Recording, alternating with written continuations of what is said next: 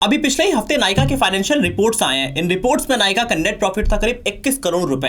वहीं पे अगर इसके जस्ट पिछले साल देखें तो उससे ये अमाउंट हाफ हो चुका है और उसके पिछले साल से ये अमाउंट सिर्फ 1/3 रह गया है। और कंपनी के लगातार घटते हुए लॉसेस उनके स्टॉक्स के प्राइसेस में भी बहुत ही क्लियरली दिखाई देते हैं। जहां 11 नवंबर 2021 को नायका का मार्केट कैपिटलाइजेशन करीब 1 लाख करोड़ था, वो आज घट के सिर्फ 35,750 करोड़ पे ही रह गया है। और जहां नायका का जब आईपीओ आया था तो उसके स्टॉक्स करीब 79% अपने बेस प्राइस से ऊपर खुले थे।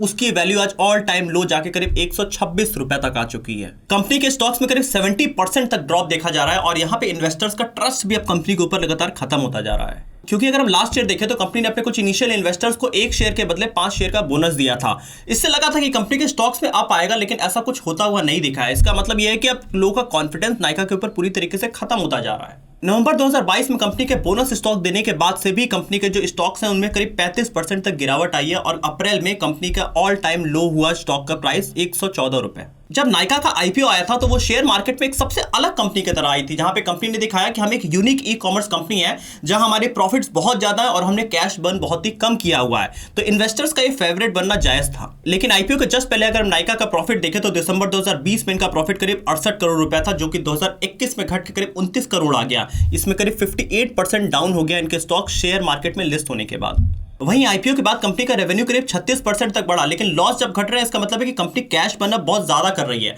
तो जहां कंपनी लो कैश बर्न के लिए जानी जाती थी तो वहां कंपनी का कैश बर्न बहुत ज्यादा हो गया और प्रॉफिट्स लगातार अब गिर रहे हैं। और कंपनी की सिचुएशन इतनी ज्यादा वर्स हो गई है कि अभी हम अगर लेटेस्ट क्वार्टर में देखें तो कंपनी ने अपना ऑल टाइम लो प्रॉफिट बनाया है करीब 2.27 करोड़ रुपए। ये इनके आईपीओ आने के बाद अब तक का सबसे लोएस्ट प्रॉफिट है। लेकिन नायका के फाउंडर का ऐसा कहना है कि हमारे प्रॉफिट्स कम नहीं हो रहा है, हम अपने पैसे को अपने बिजनेसेस में री इन्वेस्ट करते जा रहे हैं, इसीलिए लोगों को प्रॉफिट नहीं दिखाई दे रहा और हम EBITDA मार्जिन में काफी ज्यादा ऊपर है। लेकिन अगर आप नायका को क्लोजली देखते हैं तो पिछले 3 सालों में नायका कुछ चीजों में काफी तेजी से फेल होती जा रही है। जैसे कि देखें तो कंपनी के अंदर HR की प्रॉब्लम्स रही हैं। इसके साथ ही कंपनी में कुछ लोगों ने अगर कंपनी छोड़ के गए हैं तो उनके पोजीशन अभी तक वैकेंट है।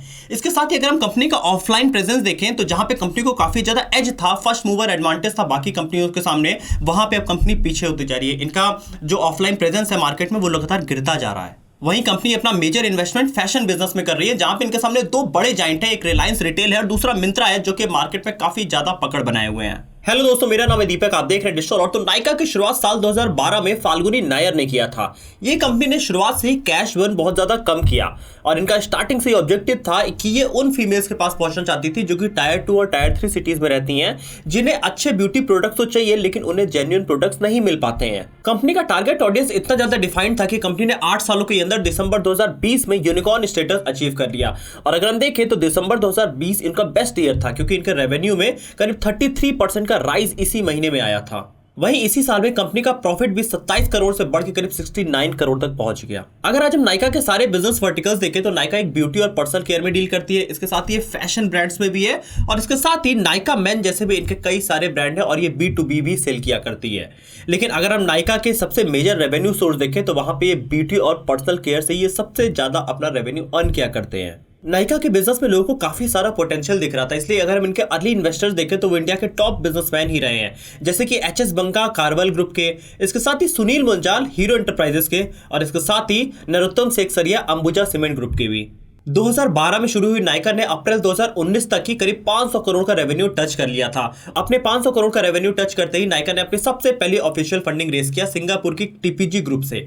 वहां पे इन्होंने करीब 100 करोड़ की फंडिंग रेस किया करीब $724 मिलियन पे। और इसी समय नायका अपने फैशन वर्टिकल्स में भी एंटर करने की कोशिश कर रहा था, क्योंकि लोगों को ऐसा लगा था कि कंपनी ने जब ब्यूटी प्रोडक्ट्स में एक सर्टेन ऑडियंस को टच कर लिया है तो अब कंपनी को अलग अलग वर्टिकल्स में भी जाना चाहिए। इस बड़े वैल्यूएशन को अचीव करने के बाद नायका ने फिर से 100 करोड़ की फंडिंग रेस किया करीब $1.2 बिलियन पे दिसंबर 2020 में और यहीं पे कंपनी को यूनिकॉर्न स्टेटस मिल जाता है। मतलब वो कंपनी जो कि $1 बिलियन से ज्यादा हो जाती है उसको हम यूनिकॉर्न कंपनी बोला करते हैं। लेकिन यहाँ पे नायका के साथ कुछ क्लैरिटीज नहीं थी। नायका अभी तक सिर्फ एक ऑनलाइन कंपनी थी, ना ही उनका ऑफलाइन प्रेजेंस था, ना ही कंपनी के कुछ लॉजिस्टिक ऑपरेशन थे। तो ये किसी को नहीं क्लियर पता था कि कंपनी इन पैसों को कहां इन्वेस्ट करने वाली है। इवन जब कंपनी का आईपीओ भी आया था तो उस ड्राफ्ट में भी कंपनी ने बहुत ही स्पेसिफिकली नहीं मेंशन किया था कि कंपनी के एक्सपेंशन प्लान्स क्या है। नायका ने अपने ड्राफ्ट में कहा था कि हम करीब 70 करोड़ रुपए खर्च करेंगे, जिसमें हम फैशन ब्रांड्स अपने ओपन करेंगे और अपना फिजिकल प्रेजेंस बनाएंगे। इसके साथ ही हम अपने लॉजिस्टिक ऑपरेशन भी इसके थ्रू बिल्ड करने की कोशिश करेंगे। वहीं नायका ने इस ड्राफ्ट में कहा था कि वो अगले 2 सालों के अंदर करीब 130 करोड़ रुपए अपने डेट को रीपेमेंट करने के लिए खर्च करेगी। इसके साथ ही कंपनी करीब 200 करोड़ रुपए और खर्च करेगी अपना ब्रांड प्रेजेंस और ब्रांड अवेयरनेस बढ़ाने के लिए। ये इतना सब कुछ कंपनी मार्च 2024 तक करने वाली थी, लेकिन जब आईपीओ आता है उसके बाद से कंपनी का सब कुछ बदल गया। एक्चुअली जब इंडिया में कोविड का टाइम था तो उस समय सबको ऑनलाइन खरीदारी कर रहा था, लोग ब्यूटी प्रोडक्ट्स भी ऑनलाइन ही मंगा रहे थे और उस समय नायका सबसे सेफ ब्रांड लग रहा था। लेकिन जैसे ही कोविड का इफेक्ट खत्म हुआ उसके बाद से हम देखेंगे तो नायका की सेल लगातार गिरती आई है, क्योंकि लोग सड़कों पर निकलने लगे हैं, लोग बाहर निकल के ऑफलाइन जाके अपने प्रोडक्ट खरीदने लगे हैं। अब आप हर उन ब्रांड्स को देखेंगे जो कि ऑनलाइन काफी ज्यादा पॉपुलर थे और जैसे ही कोविड का इफेक्ट खत्म हुआ उनका ब्रांड प्रेजेंस लगातार गिरता गया, उनके कस्टमर लगातार गिरते गए। या बायजूस के साथ भी देख सकते हैं जो ऑनलाइन बहुत बड़ी कंपनी थी। अब यही सेम चीज आप नायका के साथ भी देखेंगे कि नायका का ऑनलाइन इतना बड़ा प्रेजेंस था, लेकिन जैसे जैसे कोविड का इफेक्ट खत्म होता गया नायका के सेल भी लगातार उसी तरीके से गिरती रही। लेकिन कंपनी ने उन चीजों को ध्यान नहीं दिया और उन्होंने एग्रेसिव एक्सपेंशन करना शुरू किया और अपना फिजिकल प्रेजेंस पूरे इंडिया में बनाना शुरू कर दिया। पर्टिकुलरली अगर हम नायका के बिजनेस से सबसे बड़ी प्रॉब्लम देखें तो वो है उनका फैशन वर्टिकल। जब साल 2018 के बाद नायका ने अपने फैशन वर्टिकल में एंटर किया था तो सबको लगा कि नायका ने ब्यूटी ब्रांड्स में अपने आप को काफी ज्यादा इस्टेब्लिश कर लिया है और जो यंग जनरेशन है उसको नायका अपने फैशन प्रोडक्ट सेल कर सकती है। और नायका ने किया कुछ वैसा ही, इन्होंने अपने फैशन ब्रांड के साथ सबसे ज्यादा यंगस्टर को टारगेट करना शुरू किया और इसके साथ ही उन्होंने अपनी प्राइसिंग प्रीमियम रखी ताकि ये ज़ारा जैसे ब्रांड की तरह इंडिया में कंपीट कर सके बाकी ब्रांड से।